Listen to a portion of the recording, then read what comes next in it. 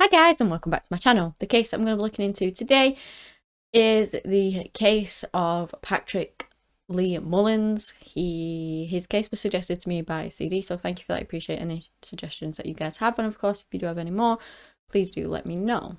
Now, before I actually get into it, let me just say that this case was actually ruled initially as a suicide.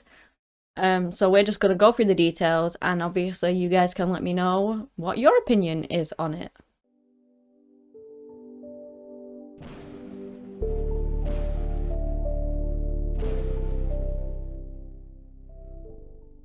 Patrick Lee Mullins was 52 years old when this case happened.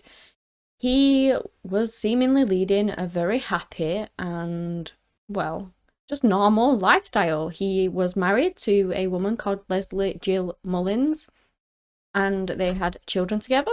They lived in the lakeside city of Bradenton in Florida. He worked as a librarian, and before that he actually worked as a 4th grade teacher. He did this for like 22 years or something along those lines. And at this point, obviously his 2 children, he had 2 sons, they were both adults, and he was just looking forward to, you know, basically he was soon to retire. So he was looking forward to retiring. He was looking forward to seeing his sons grow up and raise children of their own if that's what they wanted.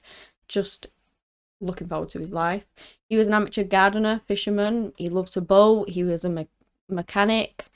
He loved to try and tinker with cars and, you know, try and restore them. And so this is why it was just really confusing when one day he vanished. So the day in particular was the 27th of January in 2013, and the family did have a boat which Patrick would often go out onto. I believe he was known as Pat as well, like by family members. So his wife was going out to visit her sister, and Patrick was taking the boat out. It was about 3 o'clock on the 27th of January, and he was going to go out for a spin. Now, both of the couple had similar kind of jobs in education, and this was a Sunday in particular. So obviously they know that they have work tomorrow, and they have like a routine, like a weekend routine, where they would be sort of in by 7, start, you know, the wind down procedure of, you know, getting ready to, you know, chill out and stuff before they go to bed for work the next day.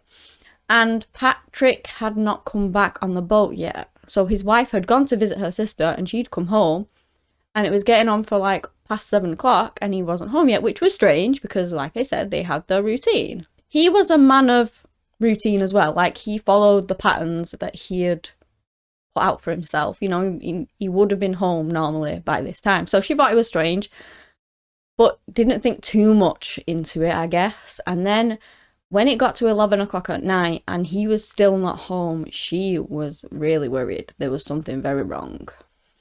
So she contacted the authorities. The Coast Guard came out because she probably thought that, you know, maybe he'd got into some trouble whilst on the boat or something like that. Coast Guard went out. They scoured everywhere that they could. They'd contacted the sheriff's office as well. They had friends out there, family out there. Everyone was looking for Patrick. At around 6:10 p.m. on the 27th of January, before they found his boat, they reported seeing a boat matching the description of Patrick's travelling from Terra Celia Bay to Tampa Bay, and it had 1 person on board. On the 28th, the Coast Guard and the Florida Wildlife Commission and Manatee County Sheriff Marine Unit began extensive searches, a rescue operation to try and find Patrick. And they did find his boat that day, but it was unoccupied. You know, his boat was there and he was nowhere to be found still, sadly. 5 days later, though, they would find Patrick, and it was not in a way that anyone would ever want. Sadly, on the 5th of February 2013, a fisherman was actually the one that found Patrick's body floating in 3 foot of water off of Emerson Point. He had, like, a rope around his waist with an anchor tied to it, a 25-pound anchor, and like he was missing a piece of his head. So they did an autopsy, of course, to see how Patrick had died, because, I mean, you're tying an anchor to your waist, you're thinking that he's, you know, he's jumped overboard, he has sadly killed himself kind of thing, to weigh himself down. But he didn't actually die from drowning. He died from a close-range shotgun shot to the head. And again, you're thinking that could have also been suicide, but there was certain circumstances surrounding it that just make people believe that that was not the case, obviously, especially his family. So they did an autopsy on Patrick and they couldn't find his manner of death, basically. They obviously know that what killed him was the shotgun to the head, but they marked it as undetermined because they didn't know whether there was like a homicide involved or whether it was suicide. They were leaning more towards suicide, but that is what it was classified as. And his family more leaned towards the fact that he was simply in the wrong place at the wrong time and he was sadly murdered for that. So let me just go over the reasons as to why people thought this was suicide. So he had no known enemies, which, you know, I'm not saying that just because they weren't known doesn't mean that he didn't have any, but he did actually have an extensive knowledge of the area. So if he wanted to, say, take his own life, you know, he knew where to go, how he could conceal like a weapon or things like that. The rope was tied to his waist, not his hands or legs. So obviously if you're tying somebody up, you tie their wrists and their ankles. But also at the same time, if you've killed somebody with a shotgun and want to get rid of the body, tie an anchor to the waist and send them in the sea. And the rope did look like it may have been tied by himself. But there was never any note left. There was never any weapon found. Like, it still has not been found to this day. And also Patrick didn't own a shotgun either. There was never any record of him ever purchasing one or anything like that, and he never had one himself. So what happened to the shotgun and where on earth did it go? If he had shot him, say he got in the water, tied the rope around, put the anchor on, got in the water, and then or like hung over and shot himself, the shotgun surely would have been found. But some people have speculated, or the authorities speculated, I'm not entirely sure, that maybe it sort of got taken away with the current or something like that.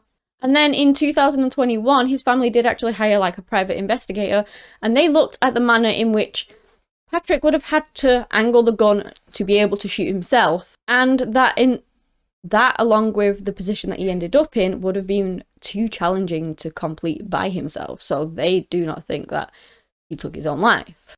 Another strange thing was Patrick's body. So he went missing on the 27th, right? They found his boat the next day. And then it took 5 days to find his body. If he was floating under the water, say, like, not floating under the water, you know what I mean? If he'd sunk under the water due to the weight of the anchor after having taken his life, there was no evidence whatsoever of any blood around the boat, in the water. There was no evidence of him being attacked by sharks, predators, fish, anything that probably would have gone for his remains did not. There was literally nothing. And he was supposedly, you know, around there for 9 days. So it's just very, very strange, like the circumstances surrounding it. And a lot of people say this, a lot of family members, I do understand nobody ever wants to accept that their loved one would have taken their own life. Sometimes, if there's signs of it or they've done it before, you know, you accept it. But if there's never been a sign of it, and suddenly one day they just break and do something like that and take their own life, sadly, you know, the family don't want to believe it, especially if they've never left a note or anything like that. But people do that. People do snap, and sadly something might break them even though showing no signs previous at all or hiding them. Like they may have hidden everything from you and you could never know. And you see it a lot in, say, like murderers, for example. A lot of people said, oh yeah, they're a nice person, I can't believe that they did it, because they hide it all. They are really good at hiding it. And the same goes with, sadly, people who are, you know, that depressed and whatnot, and they do something like that, they are very good at hiding it. So bearing in that in mind, his family have said that he had plans, a lot of them. He had bought tractor supply parts that he was going to put into use in the future, and that was recently as well. He was talking about his retirement with his friends and family. He had his 30th wedding anniversary coming up, and he had plans for that and prepared, you know, certain things for it. And that was to be in the June. He was also really, really excited about becoming a grandfather. And so it just didn't make any sense to his family. But not only that, I'm just stating that like I said, people can hide things. So I'm not saying that he definitely didn't do it because of those reasons. I'm just saying that those were what he was, looking forward to. But I do really think it's very suspicious. Say foul play was involved. What if he was murdered and then, later on his body was dumped there? Now his family reached out to certain gun places to see whether anybody had seen a man of Patrick's description purchasing a shotgun or anything like that, and nobody did. They looked into his computers and to try and find out whether he had ordered anything suspicious or, anything to indicate that what he was going to potentially do at all, and there was nothing found on them either. When they also found the boat, it was still turned on as well. It was running in neutral, so a lot of people believe that Patrick was indeed killed somewhere else. Didn't take his own life. And that maybe the fact that it was still running was because he had potentially stopped to help somebody. Like somebody that needed assistance, he just kind of left his boat running. Or maybe he stopped to say hello to somebody and then he was jumped or something like that. Or not necessarily jumped, but, him stopping there eventually led to whoever it was taking his life. Maybe he saw something on that river that he shouldn't have seen, and that ended up with them killing him. Now, I want to mention here that apparently there is a family friend called Damon Crestwood who supposedly may have known what had happened to Patrick, but he passed away in 2017 and he never said a word to anyone. Now, let me tell you a little bit about Damon, because honestly, it's very strange, like how people thought that he knew something, basically. He met Gray Mullins, which is Patrick's brother in like the 80s, and they became friends. Quite a close family friend too. Not necessarily super close to Patrick, because he wasn't, but, he was well known by all the family. He would go to family get-togethers, things like that. But bearing that in mind, after Patrick, he was really over the top, people have said. So after Patrick went missing, Damon actually told Jill, Patrick's wife, she was known as Jill by a lot of people, that he would often go out to the Manatee River and just stare out into the distance. He would cry and he would sob, and that was for hours. And he would burst into tears, not even on his own, like in front of the family and stuff. It was also said by another family friend that Damon kind of went off the rails after Patrick went missing and was found deceased. He started doing drugs after that. He suffered a mental health breakdown, and that was like once a year, and it was like clockwork around the time that Patrick died. The anniversary of his passing, if you want to say. Also, on Memorial Day in 2013, Damon showed an example of tying a rope around his waist, and it was an exact replica of the nautical rope that was found tied around Patrick's waist. When they found Patrick's boat, they also found a sort of red paint chipping on it, as if somebody had crashed into it or something, that it scraped along. And Damon had a red design on his boat, which sort of coincided with that. I'm not saying that any of this is proof that he did anything or knew anything, but no, these are just the information out there that have people questioning it all. And because of all this, he was actually confronted, but he didn't say anything. He was interrogated by the police too, but again, didn't say anything, and eventually he stopped working with the authorities altogether. He also lived very close to where the body was found too. And that's it so far. His family, Patrick's family, I've put out I believe it's $20,000 reward for any information into Patrick's case. I believe in the eyes of the law, it's potentially closed. I'm not entirely, I might be wrong on that actually. Oh no, sorry. It is open, but it's inactive. That's what it is. So yeah, any information whatsoever that you may have on this case, please come forward. If Damon did know something, or we may never find any more information on this case because he is no longer here, unless he told somebody or there was somebody else involved. Who knows? Personally, thinking about everything, I think Patrick Mullins' death is suspicious. Again, there can be so many coincidences in this. You know, the red paint on the boat, maybe that was done before. I'm not entirely sure the full details of that, whether his wife knew for a fact that that was not there before or not, I don't know.